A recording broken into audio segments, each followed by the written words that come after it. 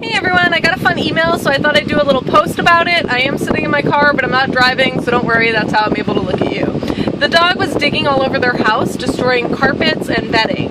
So I gave them a couple suggestions. The first thing is the dog is obviously digging for a reason. If it's an instinctual need, the dog will need to have some sort of outlet. If they're digging to den, meaning they want a poofier bed, well then you have to provide them poofy dog beds to dig in. Obviously buy cheap ones, so if the dog kills the bed it's not as big of a deal, but that's much better than the dog digging up your carpet, okay? Sometimes I'll take old comforters and just give them an old comforter to dig up in. If the dog is digging because it's searching for stuff, such as a dog who likes to dig out in the yard, then we would also want to give them a digging pit. And this isn't a bad idea for your dogs either way, just because of the factor that it gives them some other mental stimulation.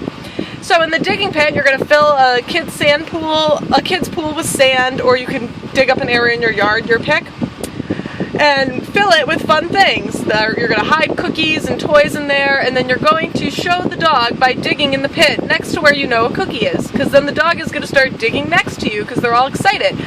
And then they're going to find a cookie, so they're going to get rewarded.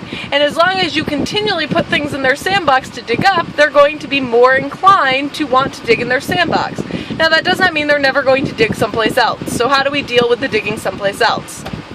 If your dog is digging because they're trying to make a comfy bed, anytime you catch them, you're going to redirect them by bringing them to their comfy digging bed, okay? If the dog leaves the bed, then we would move on to a different punishment. Or if the dog is just digging for their own instinctual needs, you have two other options. One, you can call the dog when you catch them digging and bring them outside to their digging pit. That's going to encourage them to dig in that area. If your dog is digging holes outside, you want to fill the holes when they're not looking with rocks, chicken wire, or dog poop, unless your dog's a poop eater. Okay? So what this does is it teaches them that digging in my sandpit is fun and rewarding, and digging elsewhere is uncomfortable, and I get, redirected anyways. The third option is to just redirect to an alternative behavior. So the dog could be digging, you call them over, you ask them to do some commands. Look, touch, down, simple as that.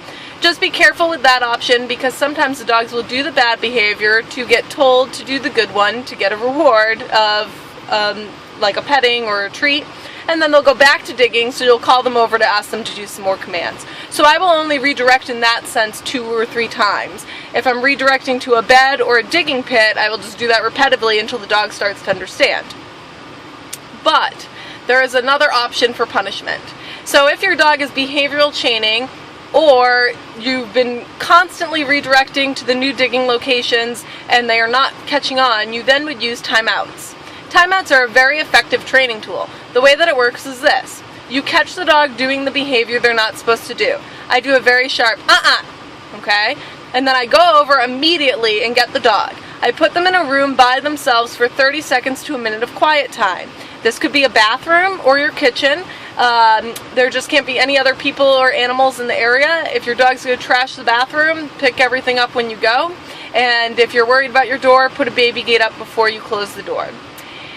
They go in there for 30 seconds to a minute of quiet time. This is just to stop the behavior. It's not the real punishment. When they come out of the bathroom, you're going to ignore them. Everyone in the house, no looking, no touching, no talking for 10 minutes. Once that 10 minutes is up, the person who put the dog in timeout will call the dog over to forgive them. The whole point of this is to make the dog feel that this behavior is so bad, if they continue with it, they won't be part of their pack anymore. Okay? That being said, if the dog goes and digs while you're trying to ignore them, you immediately go get them and put them in timeout again.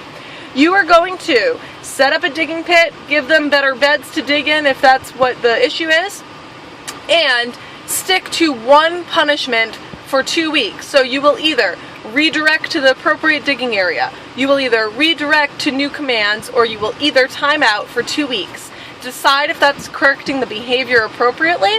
If there's a decrease in random digging around your house and yard, well then you are going to continue with that punishment. If the dog's behavior does not decrease, then you are going to try a different punishment, because just like us, every dog learns in their own way. So sometimes you have to figure out what works for them. I hope this helps some of you guys out there. Have a great day.